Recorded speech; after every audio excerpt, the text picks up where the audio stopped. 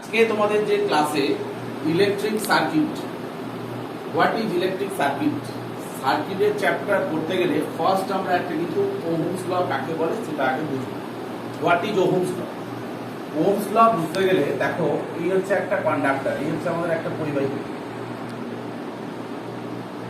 এই হচ্ছে একটা কন্ডাক্টর। এই কন্ডাক্টরের দুটো প্রান্ত, এই একটা প্রান্ত, এই একটা প্রান্ত, দুটো প্রান্ত।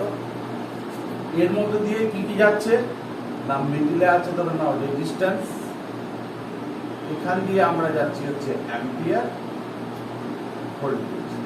ভোল্টেজ যেটা দিয়ে প্রেসার ক্রিয়েট করছে, অ্যাম্পিয়ার কিন্তু পাস হচ্ছে, যাচ্ছে, রেজিস্ট্যান্স বাধা প্রদান করছে। এই ভোল্টেজ, কারেন্ট এবং রেজিস্ট্যান্স, এই তিনটে রিলেশন আমরা ওহমস ল থেকে জানবো। ওহমস ল বলতে গেলে ফার্স্ট 1826 খ্রিস্টাব্দে, 1826 খ্রিস্টাব্দে কাটো। দেখো ওহমস ল বিজ্ঞানী,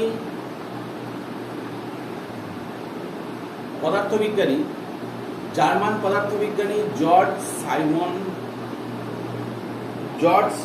ওহম, জর্জ সাইমন ওহম, পদার্থবিজ্ঞানী ফিজিক্সের অধ্যাপক জর্জ সাইমন ওহম 1826 খ্রিস্টাব্দে এই ওহমস ল আবিষ্কার করেছেন। তার নাম অনুসারে এই সূত্রটার নাম রাখা হয় ওহমস ল। তাহলে 1826 খ্রিস্টাব্দে জর্জ সাইমন ওহম এই ওহমস ল আবিষ্কার করেছিলেন। পদার্থবিজ্ঞানী, তিনি একজন অধ্যাপক ছিলেন, তার নাম অনুসারে ওহমস ল। ওহমস লটা বুঝতে গেলে ফার্স্ট আমরা ওহমস ল কাকে বলে আগে আমরা জানব। ওহমস ল কাকে বলে বলতে গেলে বুঝি, এই ধরো একটা কন্ডাক্টর রয়েছে, পরিবাহী ওয়্যার। এই ওয়্যারের মধ্য দিয়ে যখন উষ্ণতা এবং অন্যান্য ভৌত অবস্থা অপরিবর্তিত থাকে, মানে এই কন্ডাক্টরটাকে এমন একটা জায়গায় রেখেছি, টেম্পারেচার হচ্ছে ফিক্সড, টেম্পারেচার কোনো রকম পরিবর্তন হচ্ছে না, এবং অন্যান্য ভৌত অবস্থা মানে আদার ফিজিক্যাল কন্ডিশন, অন্যান্য বাহ্যিক অবস্থা, বাহ্যিক অবস্থা বলতে গেলে কি, কম্পোজিশন অফ দ্য মেটেরিয়াল, মেটেরিয়ালটা কোন ধাতু দিয়ে তৈরি, এই দুটো কিন্তু ফিক্সড, কোনো পরিবর্তন হবে না। তাহলে কোনো পরিবাহীর দুটো প্রান্ত, এই একটা প্রান্ত, এই একটা প্রান্ত, কোনো পরিবাহীর দুই প্রান্তের বিভবের প্রভেদ, পোটেনশিয়াল ডিফারেন্স, বিভবের প্রভেদটাকে আমরা বলি পিডি। বিভবের প্রভেদ, কোনো পরিবাহীর দুই প্রান্তের যে বিভবের প্রভেদ, অর্থাৎ এখান থেকে এখানকার মধ্যে যে বিভবের প্রভেদ, এই পরিবাহীর মধ্য দিয়ে যে তড়িৎ প্রবাহ চলছে তার সঙ্গে সমানুপাতিক যদি রেজিস্ট্যান্স ফিক্স থাকে, রেজিস্ট্যান্স হচ্ছে কনস্ট্যান্ট। তাহলে ওহমস লর সংজ্ঞাটা কি বললাম, উষ্ণতা ও অন্যান্য ভৌত অবস্থা অপরিবর্তিত থাকলে, তার মানে এমন এক জায়গায় পরীক্ষাটা আমি করেছি, টেম্পারেচারটা হচ্ছে ফিক্সড, এবং আদার ফিজিক্যাল কন্ডিশন মানে কম্পোজিশন অফ দ্য মেটেরিয়াল, মেটেরিয়ালটা কোন ধাতু দিয়ে তৈরি সেটা যদি ফিক্সড থাকে এবং টেম্পারেচার যদি ফিক্সড থাকে, তাহলে ওই পরিবাহীর দুই প্রান্তের বিভবের প্রভেদ, এই দুটো প্রান্ত, এই দুইয়ের প্রান্তের যে বিভবের প্রভেদ, ওই পরিবাহীর মধ্য দিয়ে যে তড়িৎ প্রবাহ চলছে তার সঙ্গে সমানুপাতিক। অর্থাৎ আমরা লিখতে পারি ভি ভ্যারিয়াস হচ্ছে I, V equal to I R, R equal to V by I, I equal to V by R, I equal to V by R. V varies I when R equal to constant, equal to লিখে দেবো constant.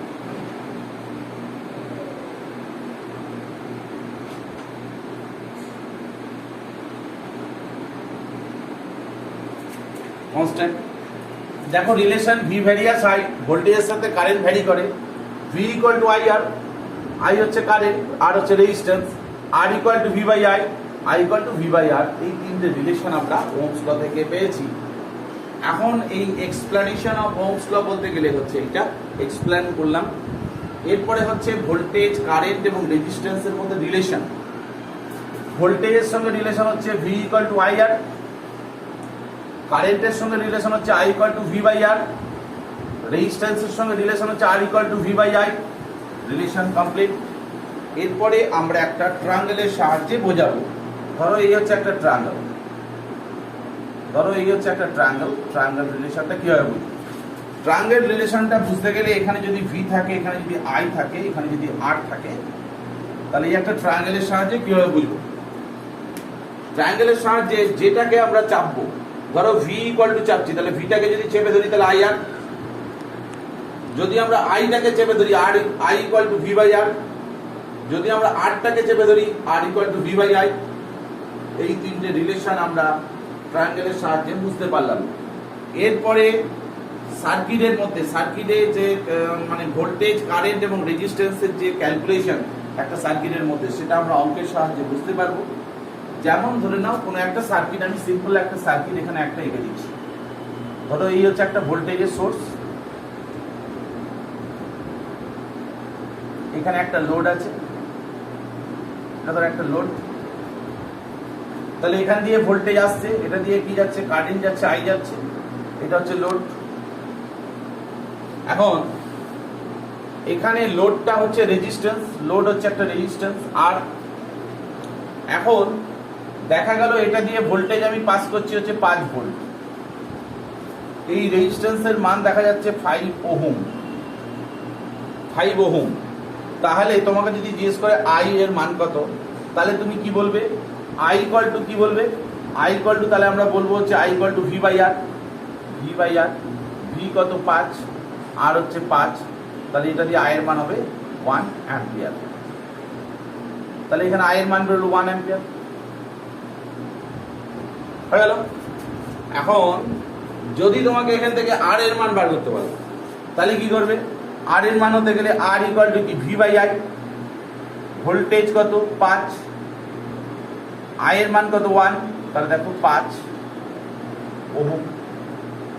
যদি এখান থেকে V এর মান বার করতে বলে, তাহলে ভি ইকুয়াল টু কি, আই আর, আয়ের মান কত 1, আর এর মান হচ্ছে 5, তাহলে 5 ইন্টু 1 তার মানে 5 ভোল্ট। তাহলে রিলেশন হয়ে গেল ভোল্টেজ, কারেন্ট এবং রেজিস্ট্যান্সের মধ্যে রিলেশন কিন্তু হয়ে গেল। এরপরে আমরা আসছি হচ্ছে application of Ohm's law. Ohm's law এর ব্যবহার, কি কি কাজে আমরা ওহমস ল ব্যবহার করি। সচরাচর ওহমস ল যেটা ব্যবহার করি, যেটা হচ্ছে আমরা বিভিন্ন কাজে ওহমস ল এর যে অ্যাপ্লিকেশন, ওহমস ল আমরা কোন কোন কাজে ব্যবহার করি। দৈনন্দিন জীবনে ওহমস ল এর ব্যবহার হচ্ছে 6টা। দৈনন্দিন জীবনে ওহমস ল এর ব্যবহার দেখবে, তোমার বাড়িতে যে ফ্যান আছে, মাথার উপরে যে ফ্যান ঘোরে, প্রচলিত যে ফ্যান মাথার উপরে যে আমাদের ঘোরে, সেটাতে আমরা ওহমস ল এর অ্যাপ্লিকেশন পাই। বাড়িতে বৈদ্যুতিক হিটার জ্বালাই, সেই হিটারে পেতে পারি, টর্চ লাইটে পেতে পারি, মোবাইল এবং ল্যাপটপের যে চার্জার সেখানে পেতে পারি, ডিজিটাল মানে তোমার ফিউজ ডিজাইনে পেতে পারি। তো ওহমস ল এর অ্যাপ্লিকেশনগুলো কী কী হলো, বাড়িতে ফ্যান, তারপরে হচ্ছে তোমার ফ্যানেতে অ্যাপ্লিকেশন দেখতে পাবে, হিটারে দেখতে পাবে, ল্যাপটপ মোবাইলে যে চার্জার সেখানে ওহমস ল এর অ্যাপ্লিকেশন দেখতে পাবে, টর্চ লাইটে দেখতে পাবে। তারপরে তোমার হচ্ছে ফিউজ ডিজাইন, ফিউজ বিভিন্ন রকম ফিউজের ডিজাইনও কিন্তু এই ওহমস ল এর অ্যাপ্লিকেশন কিন্তু আমরা দেখতে পাই। এর পরবর্তী যেটা হচ্ছে আমরা ওহমস ল এর অ্যাপ্লিকেশন আমরা নেক্সট পর্বে পরবর্তী জায়গাতে আমরা যাব। তোমাদের আজকে ইলেকট্রিক সার্কিট কয় রকম কি কি সেটার সম্বন্ধে আমি ব্যাখ্যা দিচ্ছি। ইলেকট্রিক সার্কিট হচ্ছে বেসিক্যালি আমাদের 3 রকম। ইলেকট্রিক সার্কিটকে আমরা 3টে ক্যাটাগরিতে ভাগ করি। একটা হচ্ছে ওপেন সার্কিট, ক্লোজ সার্কিট আর হচ্ছে শর্ট সার্কিট। তাহলে ওপেন সার্কিট, ক্লোজ সার্কিট আর শর্ট সার্কিট। ওপেন সার্কিটের ছবিটা আঁকছি দেখো। যদি তোমাকে জিজ্ঞেস করে যে একটা সার্কিটের মিনিমাম রিকোয়ারমেন্ট কত, কি কি জিনিস হলে একটা সার্কিট তৈরি হবে। সার্কিট মানে তো একটা কমপ্লিট কারেন্ট ক্যারিং এর পাথ, সার্কিট মানে হচ্ছে একটা কমপ্লিট কারেন্ট ক্যারিং এর পাথ। তো মিনিমাম রিকোয়ারমেন্ট কি, মিনিমাম রিকোয়ারমেন্ট সার্কিট মানে একটা লোড থাকবে, সার্কিটে একটা ভোল্টেজের সোর্স থাকবে, আর থাকবে হচ্ছে কানেক্টিং ওয়্যার। তাহলে তোমাকে যদি জিজ্ঞেস করে একটা সার্কিটে minimum requirement load, voltage source,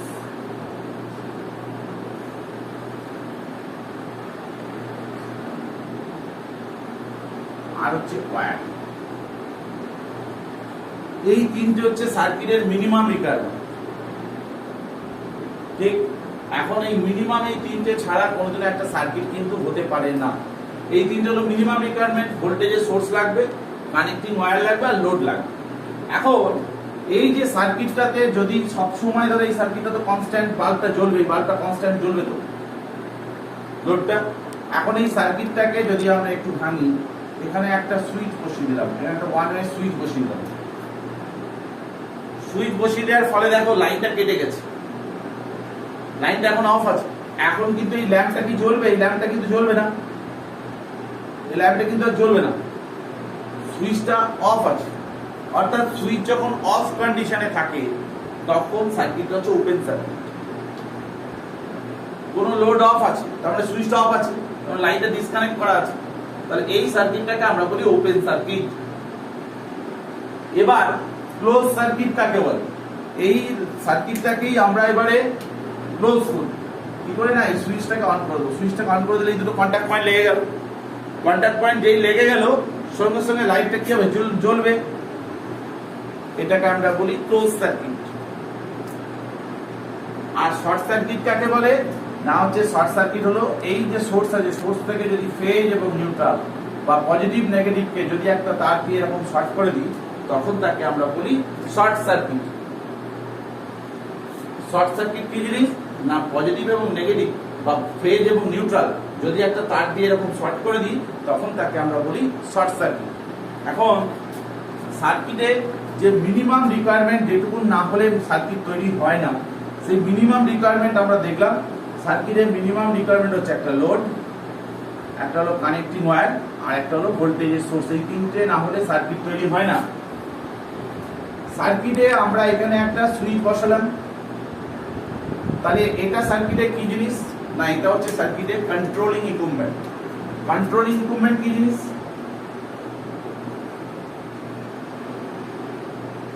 controlling equipment, controlling equipment কি জিনিস? না এটা আমরা যখন খুশি যখন ইচ্ছা আমরা অন করব, যখন খুশি অফ করতে পারবো। সেটাকে আমরা সার্কিটে কন্ট্রোলিং ইকুইপমেন্ট হিসেবে সুইচ ব্যবহার করি। তাহলে সার্কিটে সুইচ কেন ব্যবহৃত হয়? সার্কিটে কন্ট্রোল ইকুইপমেন্ট হিসেবে আমরা সুইচ ব্যবহার করি। হয়ে গেল। এরপরে সার্কিটে আমরা আরেকটা জিনিস আমরা ব্যবহার করতে পারি, যেটা হচ্ছে সার্কিটের প্রোটেক্টিভ ইকুইপমেন্ট। এটা কি? ফিউজ। সার্কিটে এটা একটা ফিউজ লাগালাম, এটা ফিউজ। এখন এই ফিউজটা আমাদের সার্কিটে কি কাজ করে? Protective equipment.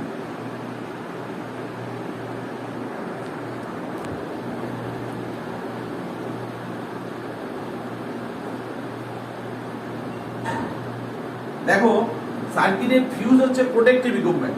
তাহলে কন্ট্রোলিং ইকুইপমেন্ট হিসেবে সুইচ কাজ করে, প্রোটেক্টিভ ইকুইপমেন্ট হিসেবে ফিউজ কাজ করে। যদি সার্কিটের লোডটা বেশি কারেন্ট নিয়ে ফেলে তাহলে ফিউজটা কেটে যাবে। তাহলে সার্কিটে প্রোটেক্টিভ ইকুইপমেন্ট হিসেবে ফিউজ কাজ করছে। যদি অতিরিক্ত কারেন্ট নিয়ে নেয় তাহলে ফিউজটা কেটে যাবে।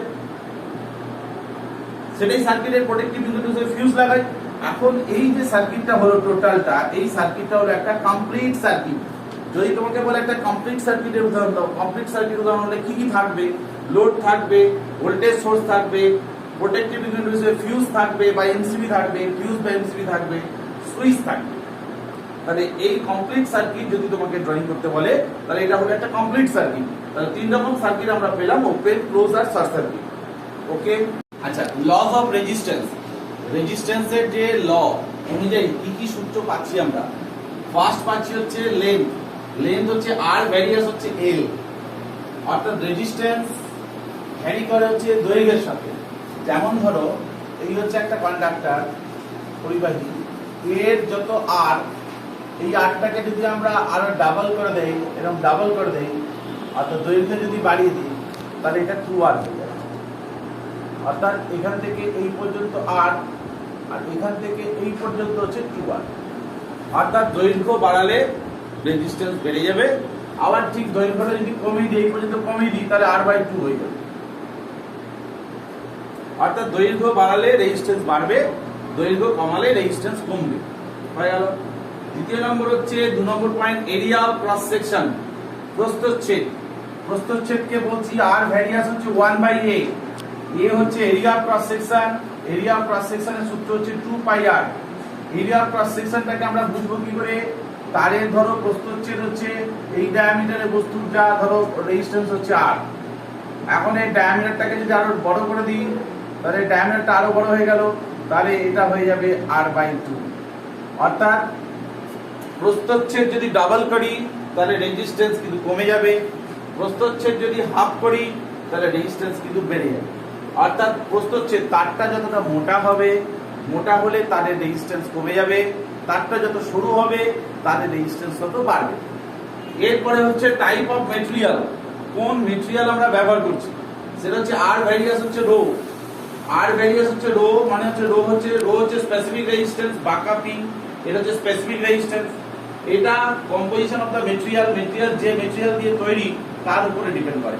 তোমাদের বইতে একটা চার্ট আছে যে কোন মেটেরিয়ালের স্পেসিফিক রেজিস্ট্যান্স কত, সে অনুযায়ী ভ্যারি করে। রেজিস্ট্যান্স ভ্যারি করবে হচ্ছে কম্পোজিশন অফ দ্য মেটেরিয়ালটা কেমন কম্পোজিশন দিয়ে তৈরি।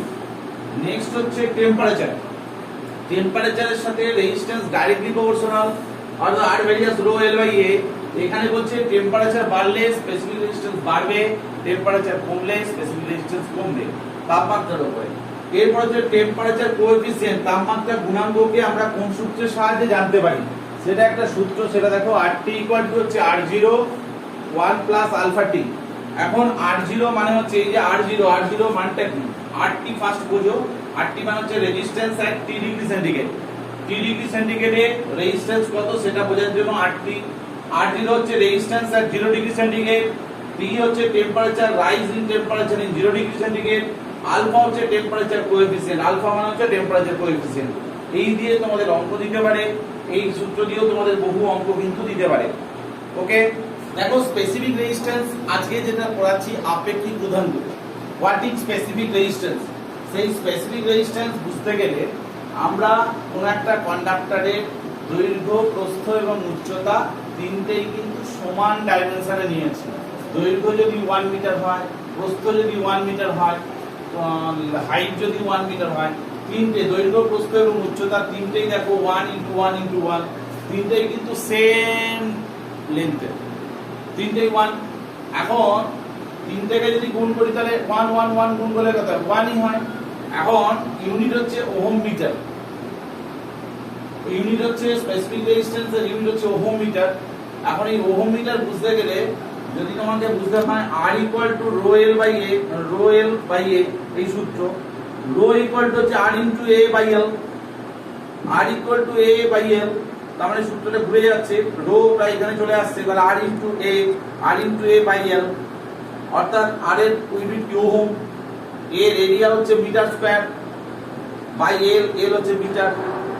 দেখো মিটার স্কয়ার থেকে মিটারটা যদি কেটে যায় তাহলে পড়ে থাকছে কি ওহম মিটার, তাহলে ইউনিটটা প্রুভ হয়ে গেল। স্পেসিফিক রেজিস্ট্যান্সের ইউনিট হচ্ছে ওহম মিটার। আর এরিয়া অফ ওয়্যার যদি তোমাকে বলে ওয়্যারের এরিয়া অফ ওয়্যার যদি তোমাকে জানতে বলে ওয়্যারের এরিয়া, সেটা হচ্ছে এরিয়া হচ্ছে πd²/4, পাই এর মান হচ্ছে 3.14 22/7, ডি হচ্ছে ডায়ামিটার, এ হচ্ছে এ কেন πd²/4 4 দিয়ে ভাগ করছি, সেটা হচ্ছে আমরা এরিয়া জানার জন্য। এরিয়া অফ কোনো তারের যদি এরিয়া জানতে হয়, অনলি স্পেসিফিক রেজিস্ট্যান্সের সূত্র হচ্ছে originally R = rho L by A, এই সূত্র। এই দিয়ে তোমাদের কিন্তু অনেকগুলো ক্যালকুলেটিভ অঙ্ক কিন্তু আসতে পারে এই দিয়ে। ওকে।